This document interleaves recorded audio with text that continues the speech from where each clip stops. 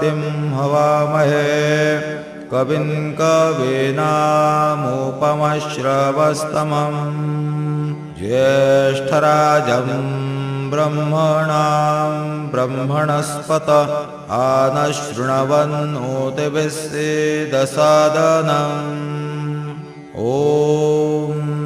नमो महद्भ्यो नमो अरवकेभ्यो नम युवभ्यो नम आशिनेभ्यः यजामदेवान् यदि शक्माममाचाय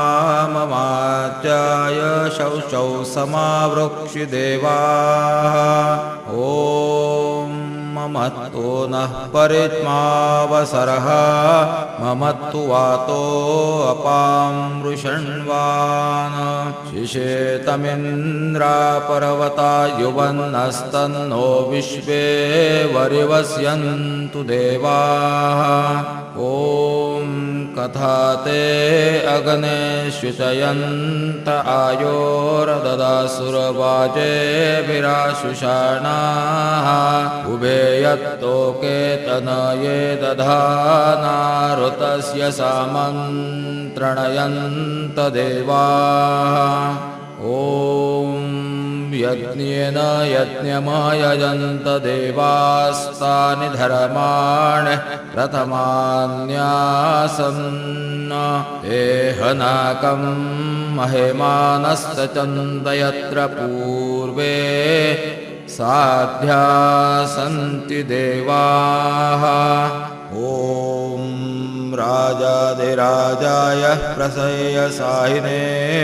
नमो वयं वैश्रवणाय कुर्महे समे कामानकामकामाय वह्यं कामेश्वरो वैश्रवणो ददातु उभे राजवैश्रवणाय महाराजाय नमः ॐ स्वस्ति साम्राज्यं भोज्यमस्वाराज्यमवैराज्यमपारमेष्ठ्यं राज्यं महाराज्यमाधिपत्यमयौ समन्तपर्याये स्यात् सार्वभौमः सार्वायुषान्तादपरार्धात् पृथिव्यै समुद्रपर्यन्ताय एकराळिति तदप्येष श्लोको विगितो मरुतः परिवेष्टारो मरुत्तस्या वसनगृहे आवीक्षितस्य कामः प्रे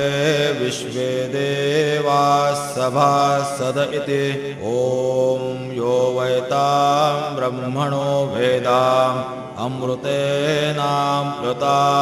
पुरेम तस्मै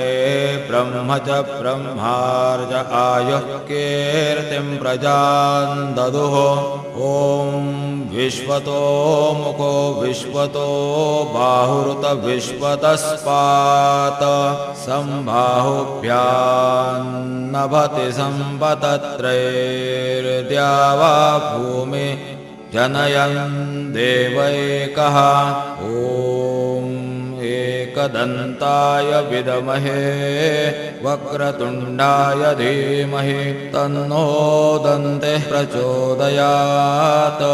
श्रीसिद्धिविनायकाय सांगाय सहपरिवारदेवताभ्यो नमः